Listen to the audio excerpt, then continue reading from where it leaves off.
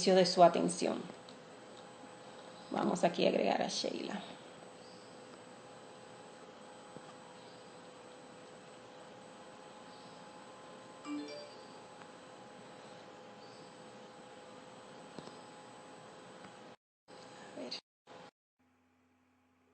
Importantes, temas muy prácticos que se cuestionan a diario. Hola Sheila Oviedo, ¿cómo estás? Hola, buenas tardes, Lucy. Todo muy bien por acá, ¿y tú?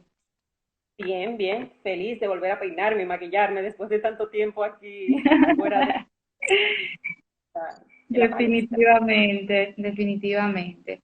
Pues bueno, vamos a proceder, ya Lucy lo había hecho, pero reiterarles las buenas tardes a todos los espectadores que nos están siguiendo el día de hoy a través de este IG Live.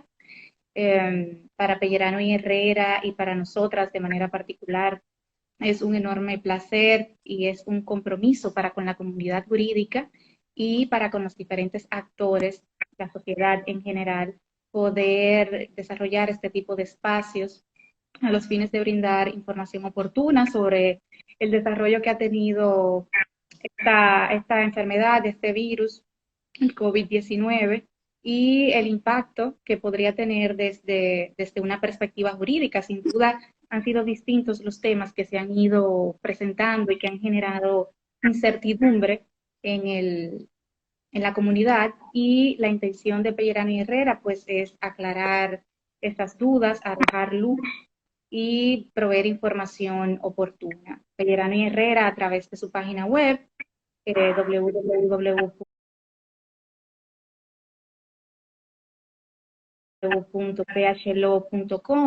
ha concebido una fuente de información que se llama el COVID Resource Center, a través del cual ustedes pueden acudir y van a encontrar muchísima información oportuna con relación a guías, informes, artículos con relación al tema del COVID-19, su evolución, el impacto en los diferentes sectores, en materia laboral, fiscal, entre otros, que igualmente ha concebido este tipo de espacios, webinars, lives como este, con esa finalidad que ya hemos comentado. Bueno, efectivamente, Sheila, esa es la finalidad de Pellerano y Herrera, así como de nosotros, llevar información. En el día de hoy ya vamos a entrar en materia. Había avanzado que vamos a tocar temas bien importantes que no tienen una solución tan específica en la legislación laboral. Sin embargo, hemos hecho algunos estudios, comparaciones que pueden arrojar luz a la hora de que un empleador o un trabajador tome una decisión en cuanto a su relación laboral. En el día de hoy estaremos tratando lo que es el trabajo remoto, home office. También hablaremos de la flexibilización en la jornada laboral. Hablaremos también de los supuestos de que un trabajador se contagie o que muera. Así también las posibles vías que hay para terminar una relación laboral ante esta situación inusual de esta pandemia. Y también estaremos tratando el hecho funesto de que una empresa tenga que cerrar sus operaciones. Estaremos hablando de las implicaciones legales que esto conlleva y algunas soluciones en el ámbito laboral. Así que sin más, te doy la palabra para que abordes los primeros temas. ¿Qué tú crees? ¿Qué tú has visto de la flexibilización laboral? ¿En qué consiste el trabajo remoto? Háblanos un poco, por favor. Claro que sí, Lucy, muchísimas gracias. La verdad es, señores, que esta pandemia se ha desarrollado con muchísima velocidad. Vemos al día de hoy, por ejemplo, las cifras que informaba el Ministerio de Salud, hablando de que ya suman 6.416 casos de personas infectadas e igualmente una cifra aproximada de 286 personas fallecidas. Es una situación que de manera mundial y naturalmente local golpea fuertemente la columna vertebral de nuestra economía y trae con ello la preocupación en cuanto a los puestos de trabajo, en cuanto a el devenir del desarrollo en materia laboral, en la relación laboral entre las empresas, y presagia que las empresas necesariamente tendrán que adaptarse a estas nuevas modalidades para, con la finalidad de tratar de ralentizar, que es lo que ha estado procurando el gobierno dominicano, el avance del virus, naturalmente tratar de preservar, de mantener el tejido productivo de nuestro país, es decir, la preservación de los empleos, y naturalmente todo esto tratando, procurando de minimizar los riesgos. Entonces, entre las nuevas reglas que ha traído el coronavirus a nuestro país, se encuentra este fenómeno de la deslocalización del trabajo. Es decir, lo que mencionabas anteriormente, Lucy, el llamado trabajo a distancia, teletrabajo o home office, el cual, pese a que venimos tratando el concepto en fecha reciente y de manera muy contundente a la luz de la locución del primer mandatario de la nación, Danilo Medina, cuando en fecha 17 de marzo refirió al país que dentro de ese paquete de medidas de distanciamiento social se encontraba el hecho de que instaba a los sectores productivos a flexibilizar las jornadas de trabajo y a implementar de manera expresa el trabajo a distancia. Entonces, sin dudas, tal como señalaba el presidente de la República, el coronavirus ha venido, señores, a cambiar la modalidad, la forma en que vivimos. Y naturalmente, eso se replica inmediatamente en las relaciones laborales, en la relación de carácter laboral, en nuestros empleos, en nuestros trabajos. Fruto de ello es que tal vez muchos de los que nos están viendo hoy día están en sus casas y están precisamente agotando esta modalidad de la que vamos a hablar el día de hoy en teletrabajo. Están teletrabajando, que sería el verbo correcto. Un estudio, de hecho, de la firma Franco y Acra decía en estos días que la implementación de esta modalidad de trabajo fue, o sea, en un tiempo récord en República Dominicana y que se hizo de manera muy correcta y de manera adecuada para enfrentar este estado de emergencia. Ahora bien, si nos vamos a una definición, ¿qué sería el teletrabajo? La verdad es que República Dominicana no cuenta con una normativa que de manera taxativa establezca esta definición. Sin embargo, el Manual de Buenas Prácticas en Teletrabajo de la Organización Internacional de Trabajo, en el año 2011, en una primera edición, incluyó esta definición y decía que teletrabajo es toda modalidad de prestación de servicios, de ejecución de obras, de realización de tareas que se hagan fuera del ámbito del establecimiento del empleo. Esta prestación, naturalmente, tiene que estar, en el caso del teletrabajo, supeditada a la utilización de las tecnologías de la información y la comunicación, las famosas TIC, y puede estar sujeto a una modalidad parcial o total. Entonces, algunos de los principios que rigen esta materia y que se encuentran delimitados de manera expresa en este manual de buenas prácticas en teletrabajo son el principio de voluntariedad. El voluntariedad, como el nombre lo indica, que haya un acuerdo de voluntades, que si bien ha primado en el caso de la especie, tenemos que tomar en cuenta que de una cierta forma el coronavirus vino a dar ese empujón a esta modalidad. O sea, o nos tocaba. No fue una decisión de Sheila Oviedo que dijo, mira, ¿qué tal si nos vamos en teletrabajo? Vamos a probar esta modalidad. No, señores, el coronavirus vino a llevarnos a. Entonces, digamos que en una relación regular de trabajo en la que opere esta modalidad, en principio se debería de dar esta voluntariedad. Otro de los principios que establece este manual es la reversibilidad, es decir, esa opción de que tanto trabajador o empleador, cuando ya lo estimen conveniente, pues decidan volver a la modalidad presencial. Igualmente, la igualdad, es decir, que tanto los teletrabajadores como los trabajadores que se encuentren de manera presencial en una oficina, en la oficina del empleador, puedan tener el mismo acceso y derecho a acceso a las mismas oportunidades, evaluación de desempeño y todas las situaciones que se desprenden de una relación laboral de carácter regular. Entonces, igualmente, sí.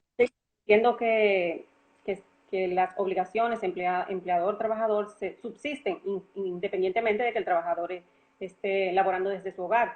Pero entiendo que también hay algunas obligaciones que se refuerzan cuando el trabajador está laborando fuera de su entorno de trabajo, como la confidencialidad, entre otras, podrías decirnos algo. Es correcto, eso es correcto, Lucy. Iba a referir, de hecho, me iba a referir a las bondades que trae el teletrabajo consigo, antes de abordar esa parte que tú referías, y es que un estudio que realizó la misma Organización Internacional del Trabajo, llamado Working Anytime, Anywhere, refiere que el teletrabajo, señores, o sea, en condiciones normales debería de ser una maravilla. Permite la flexibilización, aumenta la productividad y la eficiencia, la autonomía laboral, representa también una reducción en el tema de los desplazamientos del empleado hacia un puesto de trabajo y por ende reduce el absentismo, contribuye al medio ambiente, a favorecer algunos factores como por ejemplo la sustentabilidad, la responsabilidad social de las empresas. Es decir, que es una figura jurídica con múltiples bondades que naturalmente muchas de ellas o algunas de ellas, por ejemplo la productividad, se han visto golpeadas porque estamos hablando que estamos enfrentando una pandemia que naturalmente ha venido a romper un poquito con la actividad económica de muchísimas empresas en nuestro país.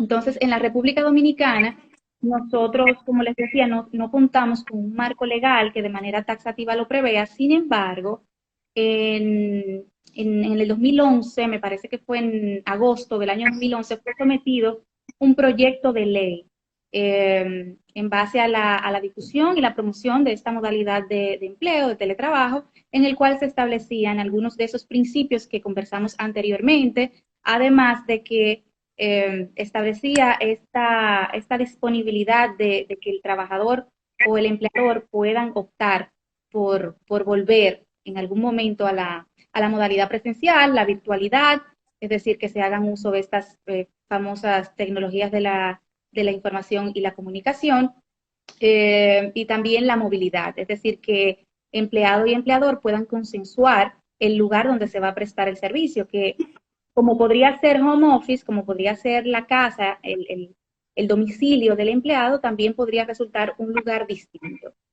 Entonces, les decía que pese a que la República Dominicana no cuenta con esta normativa, existen algunos países del continente y de la región que sí tienen leyes. Por ejemplo, tenemos el caso de Chile y de Panamá, Lucy, que tienen leyes bastante recientes. Por ejemplo, Chile, la ley de ellos entró en vigencia apenas el 1 de abril de este año. El caso de Panamá, que fue en febrero de este año. O sea que digamos que esta pandemia ha venido a dar este empujoncito que decíamos ahorita a muchísimas materias en el entorno legal e inclusive a esta promulgación puesta en vigencia de muchísimas normas. Entonces surge la inquietud, señores, bajo esta modalidad de teletrabajo, ¿cuándo inicia la jornada y cuándo concluye? ¿Tú qué opinas, Lucy? ¿Cuándo inicia y cuándo concluye? Inicia desde que nos despertamos y acaba de cuando nos vamos a dormir. ¿Será que es así? ¿Le está pasando a usted, a muchos de ustedes? Amplia en esta modalidad. Como que no nos desconectamos, ¿no?, de la modalidad de teletrabajo. También surgen las inquietudes. ¿Qué sucedería si ahora, mientras estoy teletrabajando, sucede un accidente? ¿Este accidente se podría considerar un accidente laboral o sería un accidente de índole doméstico? Son muchísimas, señores, las inquietudes que surgen en torno a este tema, y entonces, al no contar con una normativa que lo establezca, tenemos que hacer uso de las disposiciones de la ley que sí tenemos al alcance y también tomar como una especie de marco en base al derecho comparado. Por ejemplo, si nos vamos a la parte del accidente laboral, nuestro artículo 726 del Código de Trabajo establece lo que es un accidente laboral, considerando que es una lesión corporal que puede ser de manera transitoria o de manera permanente, que da lugar a que el empleado se vea imposibilitado a prestar el servicio y que se da o en el curso, en ocasión de esa prestación del servicio, o como consecuencia directa de esta prestación. Entonces, ahí podríamos tener una definición que tal vez podríamos enmarcarla en lo que estamos haciendo hoy día, en el teletrabajo. Igualmente existen algunas normativas, por ejemplo el caso de Panamá, que de manera expresa establecen que si el accidente, y el caso de Colombia también, que si el accidente tiene lugar en el curso de la prestación de ese servicio, es decir, sea en el lugar convenido, sea en la hora convenida para prestar el servicio, o sea, bajo las órdenes, instrucción o, digamos, subordinación del empleador, pues entonces se podría considerar un accidente laboral.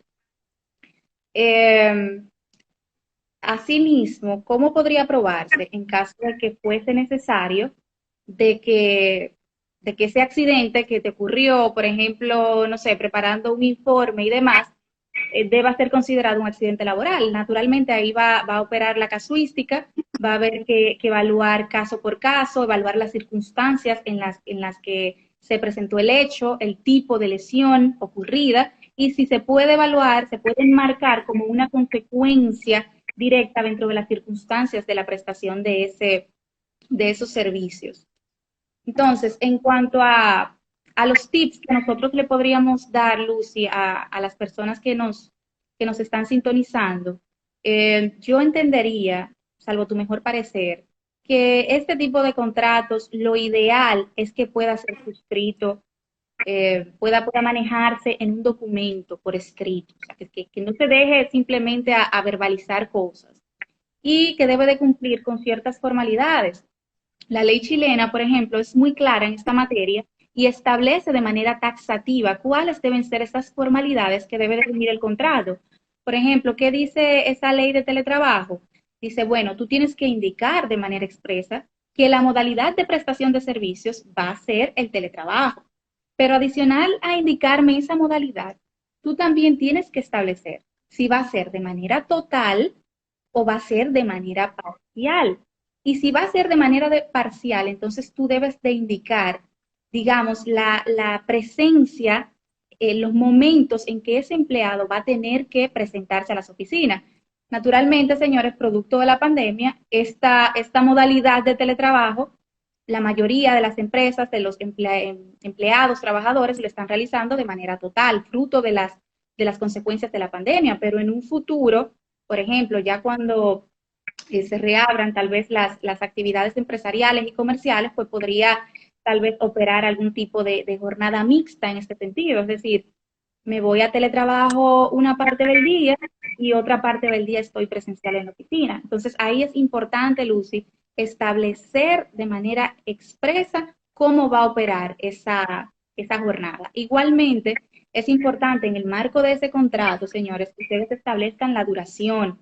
Si bien no necesariamente ustedes van a indicar, bueno, este contrato va a ser de fecha tal a fecha tal, por lo menos circunscribirlo a ciertas circunstancias o condiciones en el curso de la pandemia, por ejemplo. Este contrato concluirá una vez levantado el estado de emergencia, una vez cese el estado de emergencia, o 15 días posteriores al cese del estado de emergencia. Circunscribirlo, aunque no tal vez a una fecha expresa, pero por lo menos a unas circunstancias y condiciones en torno a. Igualmente, es importante establecer la jornada de prestación de servicios. El artículo 152 del Código de Trabajo prevé que las partes pueden consensuar la misma. Entonces, en ese sentido, deben de optar por si va a ser una jornada diurna, vespertina, nocturna o un horario específico de trabajo en la cual el empleado sepa que tiene que estar a disposición de prestar esos servicios, a disposición del empleador, y el empleador por igual sepa que puede contar con ese empleado.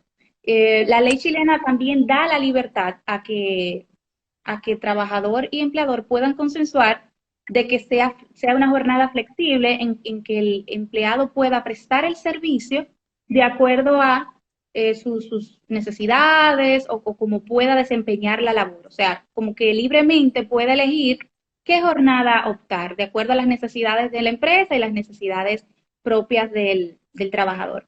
Igualmente, es importante establecer los mecanismos de control y supervisión, porque hoy en día se dificulta un poco este factor considerando las circunstancias en las que nos encontramos. O sea, ya no, ya en el marco, de, por ejemplo, de un departamento de recursos humanos, no cobra tanta importancia el hecho de que el empleado asista, o sea, llevar un control de asistencia, sino que se mide en base a la productividad que pueda tener ese empleado y al desarrollo de las labores que le sean asignadas y la entrega de resultados. Igualmente, es importante establecer en ese contrato el derecho a la desconexión digital. Algunos países como España, Francia, cuentan con normativas establecidas que inclusive ni siquiera se atan al teletrabajo, sino normativas que prevén que el empleado tiene derecho, independientemente de que sea un trabajo regular, digamos, de manera presencial o que sea teletrabajo, a contar con un espacio de descanso en el cual no necesariamente va a estar bajo las órdenes y supervisión del empleador o va a tener que responder, por ejemplo, un correo electrónico, una comunicación que le llegue de su empleador. Igualmente nosotros, como otro tip, recomendamos establecer políticas de salud y seguridad. Estas políticas se pueden establecer en el marco del reglamento interno de las empresas de ustedes y este reglamento, pues, registrarlo en el Departamento de Trabajo. Todos estos factores que venimos hablando, señores, tienen una importancia muy considerable desde el punto de vista de los incidentes que hablábamos ahorita. O sea, si nosotros establecimos que tu lugar de trabajo va a ser tu domicilio y tu casa y no otros lugares, y sucede un incidente fuera de, ¿cómo se podría enmarcar eso en lo que conversábamos ahorita de un accidente? O sea, todos estos elementos, el tema de las vacaciones, el tema del horario de trabajo, el tema de diferenciar cuando estoy en un permiso, va a depender mucho del horario, de la jornada que hablábamos ahorita. O sea que todo va entrelazado. Entonces, adicionalmente a esas políticas, nosotros también recomendamos, Lucy, indicar las herramientas de trabajo que serán provistas al empleado. En muchas ocasiones el empleado viene a suplir las mismas, producto de la misma globalización en la que nos encontramos, en el que todo el mundo hoy en día dispone de un computador, de un teléfono, de diferentes herramientas, de las famosas TIC, para proveer el servicio. Pero en caso de que las herramientas sean provistas por el empleador, entonces subsisten esas obligaciones, Lucy, que tú mencionabas ahorita, del contrato de trabajo primigenio, o sea, ese deber que prevé el 44 del Código de Trabajo de esmero, de protección, de cuidado de esas herramientas que te han sido provistas. Igualmente, en el caso en el que aplique, si se va a dar algún tipo de compensación al empleado por los servicios o digamos, los gastos que podría generar el teletrabajo, si, por ejemplo, consumo de energía eléctrica o, por ejemplo, el uso del teléfono, el internet. Esto va a ser muy facultativo y va a estar supeditado naturalmente a la voluntad entre las partes. Igualmente conviene proteger, es de vital relevancia proteger la confidencialidad de la información, es decir, establecer medios de carácter digital que lo hagan viable y proteger los temas de ciberseguridad con información sensible que esté manejando el empleado de la empresa. Pese a que en la República Dominicana no contamos con estadísticas recientes en materia de teletrabajo, por el hecho, por la misma novedad del asunto, por ejemplo, el caso de Ecuador, la firma Deloitte, en fecha reciente, me parece que el 6 de abril, hizo un estudio, Lucy, y determinó que el 91% de las empresas entrevistadas, fueron entrevistadas 129 empresas, y de esas 129, el 91% tenía empleados bajo la modalidad de teletrabajo a tiempo parcial, que entiendo que es una situación que viene a replicarse en la mayoría de los países por el efecto que ha acarreado esta situación a nivel mundial. Entonces, en definitiva, el presidente del Tribunal Constitucional, Milton Ray Guevara, en el curso de un seminario realizado en torno a los derechos fundamentales del trabajo en la era digital, planteaba la necesidad de que las legislaciones laborales locales puedan adaptarse a estas nuevas modalidades de prestación de servicios que vienen a cambiar de manera radical la relación entre trabajadores, entre particulares y empleadores, o sea, entre empleador, empleado, empleador, y naturalmente viene también a cambiar los conceptos esenciales del derecho del trabajo. En definitiva, la relevancia que tiene la regulación del teletrabajo en nuestro país cobra mayor trascendencia con el tema de la pandemia que estamos afrontando al día de hoy. Nosotros entendemos que este es un espacio para fomentar la sana crítica y entendemos que se hace imperante legislar en torno a la materia donde se puedan salvaguardar y proteger tácitamente los derechos de los trabajadores y igualmente tutelar las obligaciones, las prerrogativas de los empleadores. Cuando la marea vuelva a su curso normal, es preciso abocarse a legislar en torno a esta regulación partiendo de las particularidades que ya hemos abordado en torno al teletrabajo y podría hacerse a través naturalmente de una reforma al Código Laboral que naturalmente sabemos que desde febrero, me parece del año pasado, se ha quedado en un limbo producto de las mismas inflexibilidades entre empleadores y trabajadores. Esto es en cuanto concierne el teletrabajo. No sé, Lucy, si tienes algún comentario adicional en cuanto a lo que planteaba. Como ves, son No, muchísimas las... simplemente señalar que las recomendaciones que realiza son evidentemente muy útiles y, bueno, haber observado el derecho comparado, cómo se realiza en otros lugares, pues es una herramienta muy, muy necesaria. Eh, no tengo preguntas, pero los que nos atienden, los que nos ven, si tienen algunas preguntas, que veo que ya han puesto algunas, pues las pueden poner escribiendo, las pueden seguir escribiendo, que al final de nuestra conversación, pues estaremos abordándolas con las respuestas correspondientes. Sheila, en cuanto a la flexibilización de jornada, ese es un tema que ya está en vigor, que muchas empresas de hecho ya lo han puesto en funcionamiento. ¿Qué se debe tomar en cuenta al respecto? Sí, mira, en cuanto a la flexibilización de jornada, digamos que en el marco del mismo teletrabajo que discutíamos, lo hemos abordado.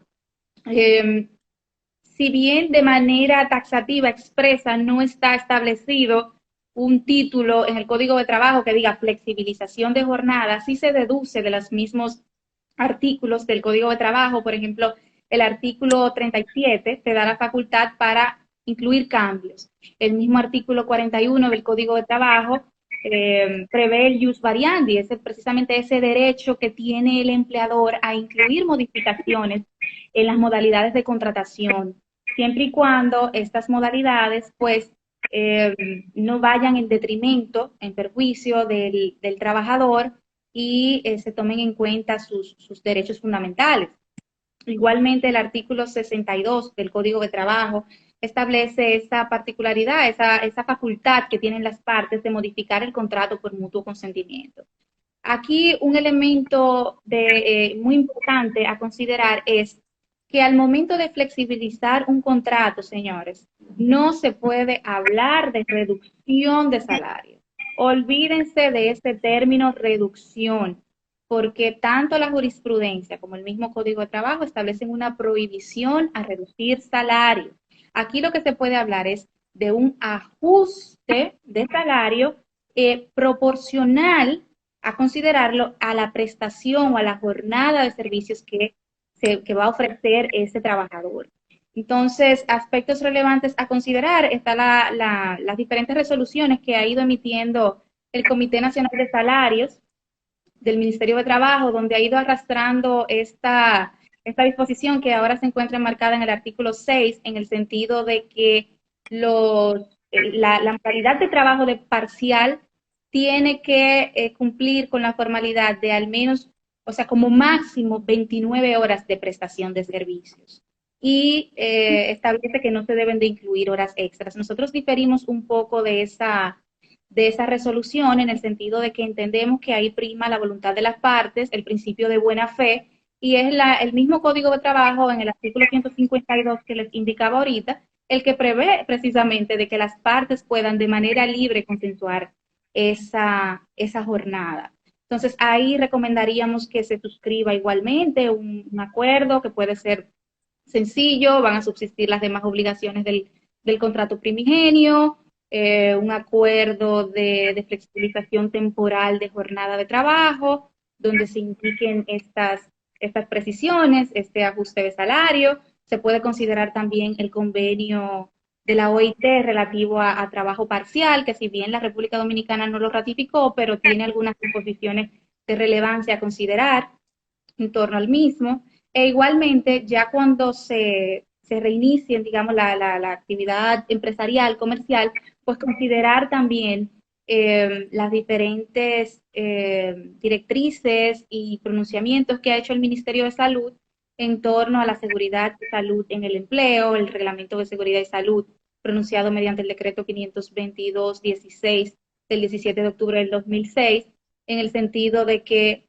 es una obligación fundamental del empleador con proveer condiciones de salud, de higiene y de seguridad adecuadas al empleado. Y entonces aquí van a entrar este tema de la obligatoriedad del uso de las mascarillas, la provisión del alcohol en gel y todas estas medidas que se marcan dentro de la salud y la seguridad. Me parece que con eso agotamos la flexibilización. No sé si tienes algún comentario adicional. No, de hecho, lo que veo es varias cuestiones. De hecho, muchos de los que nos miran, y eso es parte de lo que más le interesa saber. Así que vamos a ir agotando los demás puntos para poder tener el chance de esas cuestiones. Entonces, con esto pasaríamos a lo que son las posibilidades de terminación del contrato de trabajo ante esta situación de pandemia. ¿Verdad que sí? Eso es correcto, eso es correcto. La verdad, Lucy, es que aparte de estas inquietudes que comentábamos anteriormente, son múltiples las preocupaciones de los empleadores, de los mismos empleados en su quehacer sobre el tratamiento que deben de dar a la relación laboral con sus empleados. O sea, frente a esta pandemia, tengo la libertad, la facultad de desahuciar un empleado, lo puedo despedir, puede el empleado dimitir. Entonces, ¿cómo podemos hacer para que este fenómeno de la pandemia, en vez de convertirse en una distopía jurídica, que lejos de alivianar esa carga, de oxigenar un poco la carga que hemos estado viviendo, no nos permita llegar tal vez a contingencias que terminen en foros judiciales? Lucy, ¿cuál sería tu recomendación sobre los factores a tomar en cuenta por el empleador al momento de ejercer alguna de estas vías de terminación y cuáles serían tus recomendaciones? Sí, bueno, efectivamente, las medidas de distanciamiento social tomadas por el gobierno dominicano a raíz de la situación de calamidad afectan de manera directa los sectores comerciales e industriales. A este fin se han dictado una serie de medidas para aliviar el impacto. Sin embargo, hay empresas que no pueden, que ya lo que le queda como opción es salir de su personal. Entonces, en este momento lo que vamos a abordar es eso. Vamos a enfocarnos en lo que son las modalidades de determinación de desahucio, dimisión y despido y ver cuáles son las precisiones que debe tomar en cuenta un empleador o un trabajador al momento de ejercer su acción. En el caso del desahucio, como se sabe, es una forma de terminación unilateral, derecho otorgado a la empresa a terminar una relación laboral sin alegar justa causa. En este sentido, lo más importante a destacar es que el desahucio no se puede ejercer cuando el contrato se encuentra suspendido o cuando el trabajador se encuentra de vacaciones. Así que si se va a tomar esa decisión, lo que habrá que esperar es que el trabajador se reintegre, entonces proceder con el desahucio. Este desahucio tampoco surte efecto en embarazadas ni tampoco en trabajadores que estén amparados por el fuero sindical. Es importante recordar que cuando se ejerce el desahucio por parte del empleador, esto supone una obligación de su parte de pagar al trabajador el auxilio de cesantía. Y este auxilio de cesantía, bueno, y también tiene que pagar el preaviso en caso de que lo haya omitido. Este pago debe realizarse dentro de los 10 días siguientes a la terminación. Y si no lo realiza dentro de este plazo, empieza a correr una penalidad de un día de salario por cada día de retardo, a la luz de lo que prevé el artículo 86 del Código de Trabajo. Entonces, de manera práctica, se habrán de tomar todas las medidas necesarias para asegurar de que ese trabajador reciba su pago de prestaciones laborales y derechos adquiridos dentro de dicho plazo, porque si la empresa se ve en la necesidad de tener que utilizar la vía de la oferta real para poder extinguir su obligación de pago, pues tendría que auxiliarse de un alguacil. Y ahora mismo, estando el Poder Judicial sin labores, detenido, pues no, estos funcionarios judiciales tampoco podían realizarlo. Entonces, esta penalidad se seguiría incrementando. Si por el contrario, un trabajador que esté suspendido, que esté de vacaciones, comete una falta, la empresa tiene la posibilidad también de despedirlo. El despido es la vía que otorga la ley a la empresa para terminar una relación laboral, alegando y probando la justa causa la falta cometida por el trabajador. Lucy, en ese caso, discúlpame, ¿correría entonces el plazo del artículo 91 del Código de Trabajo en cuanto a la caducidad? O sea, Sí, igual, se tiene que, en caso de que se vaya a despedir, se tiene que tomar en cuenta las disposiciones del artículo que mencionas, son 15 días a contar desde el hecho de la falta. No hay ningún inconveniente para que se ejerza ese derecho en ese plazo, porque ahora mismo el Ministerio de Trabajo está funcionando. O sea que la notificación que se debe realizar a las 48 horas de haber terminado la relación por despido, se puede efectivamente comunicar al Ministerio de Trabajo. Recordar que si no se realiza dentro de dicho plazo, el despido puede ser considerado injusto y sin necesidad de evaluar las faltas que invoque el empleador. perfecto. Asimismo, si es el trabajador que dimite, puede darse el caso también, un trabajador que estando suspendido o estando de vacaciones, puede también alegar una falta cometida por su empleador, y a tales fines también habrá de respetar el plazo de los 15 días que establece la normativa desde el momento en que toma conocimiento de la falta. En Okay. algunos casos, como sus excepciones, cuando esas faltas son continuas, en cuyo caso las mismas se renuevan cada vez que se renueva la falta. Entonces, en ambos casos se deben hacer las notificaciones correspondientes al Ministerio de Trabajo dentro de las 48 horas.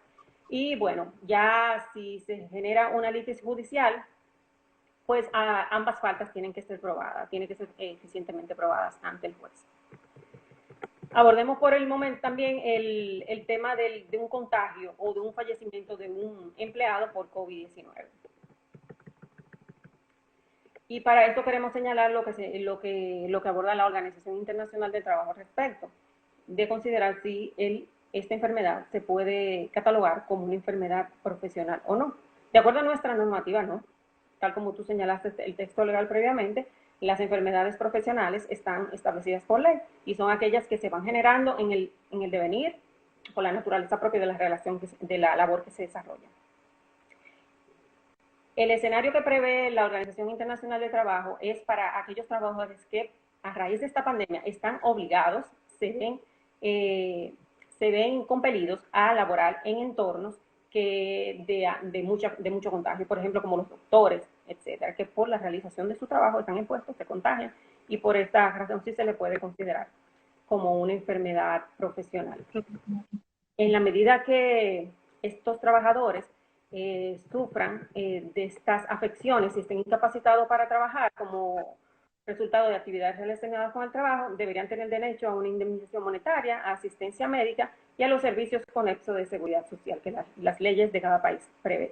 Recordar que estas son recomendaciones que realiza la Organización Internacional de Trabajo y cada Estado miembro las irá introduciendo a su normativa interna de manera paulatina. Entonces, en caso de la normativa local, nuestro Código de Trabajo lo que establece es que en caso de contagio de un trabajador que presente síntomas en el lugar de trabajo, pues se deberán tomar ciertas precisiones. Y no solo se debe observar lo que señala el Código de Trabajo, también se ha circulado una circular del Ministerio de Salud Pública y Asistencia Social, específicamente la número 419, de fecha del 5 de marzo del 2020, que resume un plan de contingencia para la continuidad de las labores en el caso específico de un contagio. Y a tales fines señala que si un trabajador presenta síntomas en el lugar de trabajo, se le habrá de asignar un lugar, puede ser una habitación donde se le pueda aislar a esa persona. Se debe dotar de todas las herramientas necesarias como mascarilla, lavado de manos, geles, y proveerle de todas estas herramientas para que no propague el virus. Se debe identificar a los colaboradores que hayan estado en mayor riesgo y se le debe dar apoyo a través de las unidades de salud ocupacional. Se debe evitar, y esto es muy importante, el estigma y la discriminación del trabajador contagiado, y se deben contemplar las previsiones para que ese trabajador, bueno, ya realice su labor, si es posible, en su casa. Tomadas estas medidas, se debe proceder a la suspensión del contrato de trabajo por aplicación de lo que prevé el artículo 51 en su numeral 6, que a la sazón prevé el causal de suspensión por enfermedad contagiosa del trabajador o cualquier otra que lo imposibilite temporalmente para el desarrollo de sus funciones. Entonces, en razón de la suspensión, eso supone la no obligación del empleador de pagar el salario. Entonces, ahí entra en vigencia, en ejecutoriedad, lo que establece el artículo 52 del mismo Código de Trabajo, que es que en caso de accidentes o enfermedad del trabajador, solo recibirá las atenciones médicas y las indemnizaciones acordadas por las leyes de accidente de trabajo o seguro social en las formas y condiciones que las leyes determinan. Sin embargo, cuando el trabajador no esté asegurado por falta del empleador, este último cargará con los gastos médicos y las indemnizaciones correspondientes. En caso de que la empresa se encuentre en cumplimiento de sus obligaciones de seguridad social y que el empleado cuente por lo menos con las últimas 12 cotizaciones mensuales anteriores a la enfermedad, este recibirá un subsidio por enfermedad común desde el cuarto día hasta el límite de 26 semanas, que corresponde al 60% del promedio del salario cotizable de los últimos 6 meses.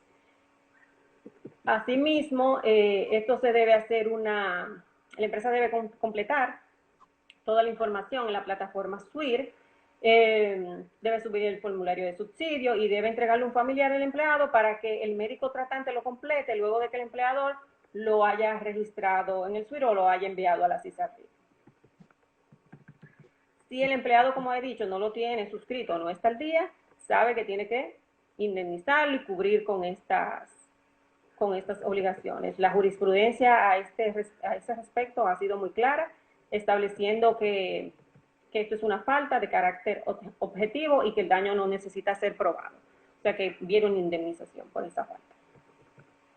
Si además del contagio surge un fallecimiento de un trabajador, pues aquí lo que aplica son las disposiciones del artículo 82 del Código de Trabajo, que es el que establece la asistencia económica.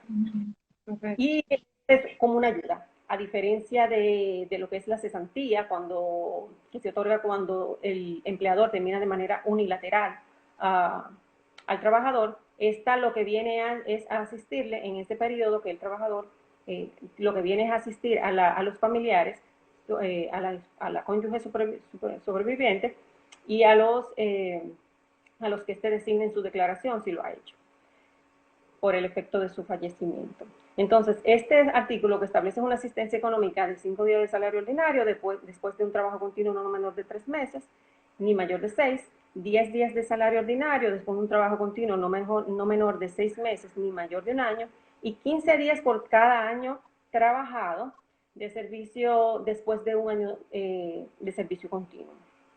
Entonces, lo que establece la ley, como había dicho anteriormente, a quienes se benefician de esta asistencia es, en principio, de manera dividida, la cónyuge supérstite y los hijos menores de trabajador. En caso de que este no haya tenido hijos, ni que tenga cónyuge o concubina, que comprobable, pues esta indemnización se le será pagada a los mayores de 60 años y a falta de estos, a sus padres, y a falta de estos últimos a los herederos legales del trabajador. De igual manera, es importante destacar que hay que pagar los derechos adquiridos y los salarios pendientes al momento de fallecimiento. Si la empresa quiere pagar un monto adicional, pues esto se consideraría como una liberalidad. Hay que notar que la cesantía y el preaviso están exentos de pago de impuestos por la aplicación de lo que prevé el artículo 86 del Código de Trabajo. Sin embargo, el pago de la asistencia económica sí está sujeta a deducción de impuestos, ya que ni el Código de Trabajo ni el tributario se encuentra dicha exención. Y recordar que existe el principio de las exenciones, que las mismas no se presumen y que tienen que estar expresamente indicadas en la ley. Se recomienda que en una próxima reforma laboral los pagos relativos a asistencia económica estén exentos, ya que la razonabilidad indica que cuando muere un trabajador deja una familia sin sustento, solo con derecho a una asistencia económica que es inferior a la cesantía, y si encima se le deducen los impuestos, pues no se estaría cumpliendo de manera con lo que fue la intención del legislador al establecer la asistencia económica. De Definitivamente. manera también se recomienda que la asistencia económica se haga por separado, o sea, momentos separados o documentos separados, ya que el pago de los derechos adquiridos no sigue el mismo orden de beneficiarios del artículo 82. 62, Exacto. definitivamente. Que sigue el orden de la base del orden sucesoral, o sea, los herederos que establece la ley. De igual manera, se recomienda que en el descargo se haga constar que el fallecido no hizo declaración de beneficiarios, o en caso de que no lo hubiera hecho y por ello se haya procedido a pagar en el orden que establece el artículo 82. Si se quiere ser muy conservador, también se puede expedir una certificación del Departamento de Trabajo que haga constar que no se hizo dicha declaración, y también se le puede solicitar una copia del acto de notoriedad para el caso del pago de los derechos adquiridos y salarios pendientes, así se tiene bastante claridad de quiénes son sus herederos. Para finalizar con este punto, la asistencia económica no está sujeta a ser pagada en un plazo en específico. La ley no lo prevé, por lo que habrá que aplicar el plazo general para los reclamos de índole laboral establecidos por el artículo 703 del Código de Trabajo de 3. Si se va a realizar este pago, pues lo que el empleador debe solicitar a los familiares o a la cónyuge son los documentos que acrediten la relación y la filiación. Por ejemplo, actas de defunción, actas de matrimonio o actos de notoriedad en caso de concubinato, actas de nacimiento de los ascendientes, copia de cédulas y la suscripción de un acuerdo, de un recibo de descargo bajo firma privada. De igual manera, si fallece un trabajador por efecto por cualquier enfermedad, en este caso por el COVID-19, también sus sobrevivientes se pueden beneficiar de una pensión de sobrevivencia a la luz de lo que establece la Ley de Seguridad Social. Para beneficiarse del mismo, el empleado tiene que haber cotizado, se les exigen unos porcentajes de salario cotizable, y esta pensión se divide entre su cónyuge sobreviviente y sus hijos menores de 18 años o hasta 21 si están estudiando, o con los incapacitados de por vida. Entonces, estas son los beneficios o las obligaciones que debe cumplir básicamente el empleador si le fallece un empleado: pagar asistencia económica, derechos adquiridos, salarios caídos si no los ha pagado, haber estado haciendo las cotizaciones correspondientes para que pueda beneficiarse de su pensión de sobrevivencia, y si quiere pagar algún monto adicional, pues ya esto se considera una liberalidad.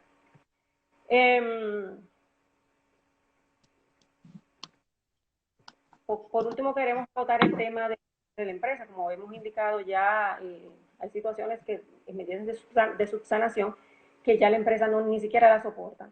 En ese caso ya tiene que proceder al cierre de la empresa. Y en ese sentido, lo que tiene que tomar es en cuenta las disposiciones legales internas, así como las recomendaciones que hace la Organización Internacional del Trabajo al respecto, que establece que siempre que una empresa entre en quiebra o en liquidación judicial, los créditos laborales siempre tendrán carácter preferente. Y así lo establece, de hecho, nuestra normativa, la Ley 141-15 sobre reestructuración y liquidación de empresas y personas físicas. Establece, respectivamente en sus artículos 51 y 86.1, el carácter prioritario que establece, de que goza el pago, los créditos laborales, y también la obligatoriedad de pagarlos cuando se inicia el proceso de negociación y conciliación. En caso de que ya se vaya a cerrar la empresa, pues hay que seguir algunas formalidades frente a los organismos correspondientes, registro mercantil, frente a la DGI, pero también ante el Ministerio de Trabajo, que es quien autoriza a la empresa a cesar operaciones, examina que las mismas estén dadas, las condiciones estén dadas, y si es así, pues entonces ordenará, le autorizará para terminar los contratos.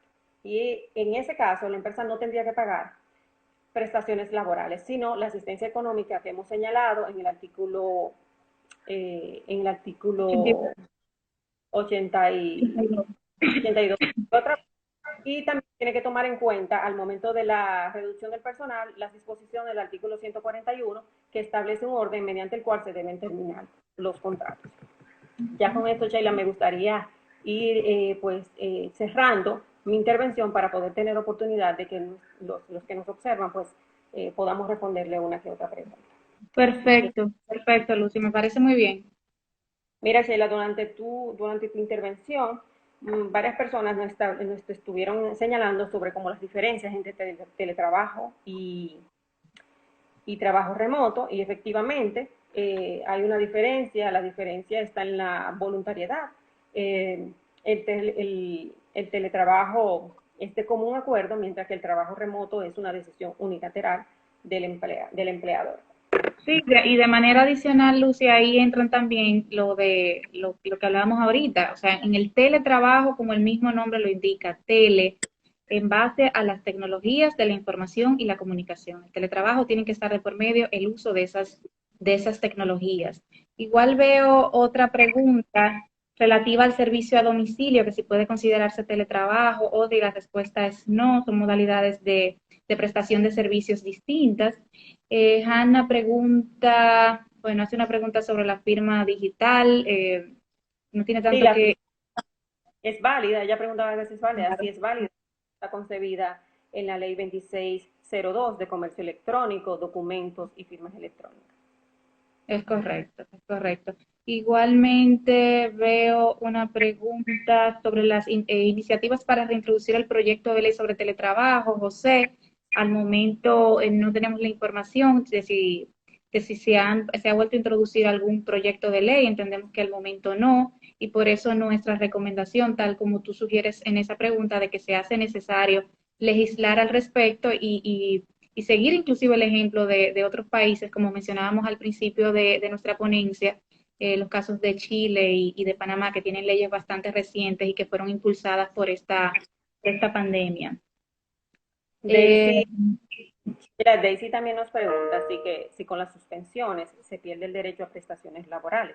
Y el hecho es que no. Lo que está suspendido es la obligación de prestar el servicio y el pago del salario, pero cuando se reanuden las operaciones, la continuidad se computa de igual manera. sí, Lucia, hay otra preguntita por aquí que pregunta Claudia, si se puede ajustar el salario sin suspender. ¿Qué tú Si se, entenderías? Si se si se puede puede, ajustar el salario sin suspender. sí, si entramos en una flexibilización de jornada, tal como tú te había señalado, se va solo a trabajar 4 horas al día, pues eso conllevará de manera natural una reducción del salario. O sea, no tiene que estar suspendido para esos fines. Exactamente, un ajuste, un ajuste. Lucy, no sé qué tú entenderías, yo entendería que podríamos dejar las preguntas por aquí para responderlas vía correo electrónico. No sé si deseas agotar algunas adicionales, solo por una cuestión de tiempo, porque veo que nos vamos acercando al límite permitido por esta plataforma. Bueno, perfecto. Nosotros vamos a estar respondiendo todas estas cuestiones a través de la misma vía que se han puesto. De igual manera, vamos a proporcionar nuestro correo electrónico a los fines de que lo puedan hacer de manera directa. El mío es l.pgio@phlau.com y el de Sheila Oviedo es s.oviedo@phlau.com. De igual manera, pueden estar atentos a la cuenta de Instagram de Pellerano Herrera, a su página web que es www.phlaw.com y que ahí se ofrece bastante información. Están contenidos muchos resúmenes ejecutivos que contienen información importante que pueden ayudarle en la toma de sus decisiones. E igualmente, Lucy, pueden seguir estos webinars y estos lives, los webinars anteriores, los diferentes eventos que ha estado celebrando Pellerano y Herrera a través de nuestro canal de YouTube. Sí, Este live estará siendo reposteado ya de manera grabada a través por esta vía como os dicho, por YouTube. Así que manténganse atentos. Nosotros estamos muy complacidos del privilegio de su atención. Esperamos que nuestras recomendaciones, sus puntos de vista, pues hayan sido de su agrado, hayan sido útiles para sus decisiones. Y les exhortamos a seguir en contacto con nosotros porque vienen más live webinars que pueden traer información muy importante para ustedes. Claro que sí. Infinitas gracias a todos. Buenas tardes. Buenas tardes a todos.